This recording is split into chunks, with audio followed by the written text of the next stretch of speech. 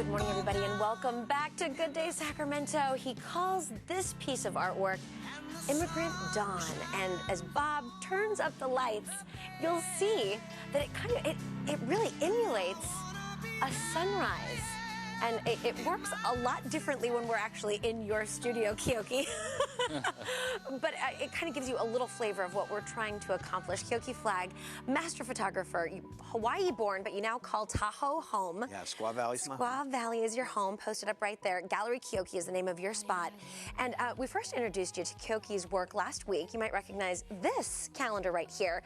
This is Keoki's masterpiece with the women of ski patrol over at Squaw Valley, Squaw Alpine.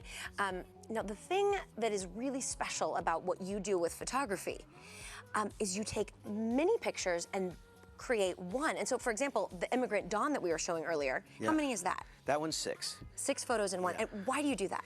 Well, first of all, for something to be art, it has to be original.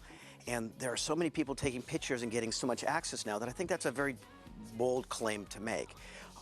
In addition, the reason things feel the way they do is because of a much broader spectrum. When we blink, we can only see 100 degrees, and yet it's a much broader scope.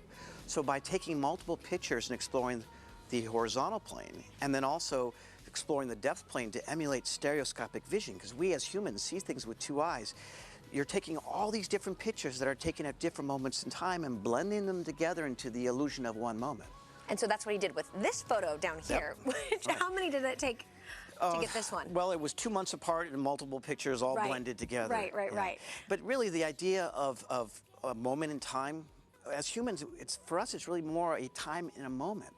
And the ability to take all these evolved experiences and blend them together into something that is emotionally more relevant to your experience, I think this is a far better tool. I mean, let's face it, all photography is a fraction of a second with one eye. It's not how we process things as humans. Well, let's show some of the work that you have. I know that we're going to show some of your pictures here. And you have traveled the world. You're very big on creating fantastic moments that you're able to capture. And there we go. Okay, so talk to us a little bit about this picture. Well, that's my iconic image. It's a self-portrait with a pygmy. I'm not exactly a giant. And that is the tallest man in the village standing next to me. As an artist, perspective is everything. How old were you in that picture? I was 25. 25, half a lifetime ago. Yeah. Love the hair, man. Rocking it. You know, if you're going to be vain enough to use a picture of yourself as your company logo, for God's sake, do it when you're young. And that was a good hair day. So that's a good idea. I like that. I like that. And I know we've got some other pictures in here, just showing off some of your world travelers. No, I know you're very big in the philanthropy, especially with these doggies. Yeah, I choose to live where I do because of both the environment, but also the community. And the dogs, to me, represent why we live in the mountains. Because as long as they're outside having fun, enjoying the moment, there's nothing else that matters.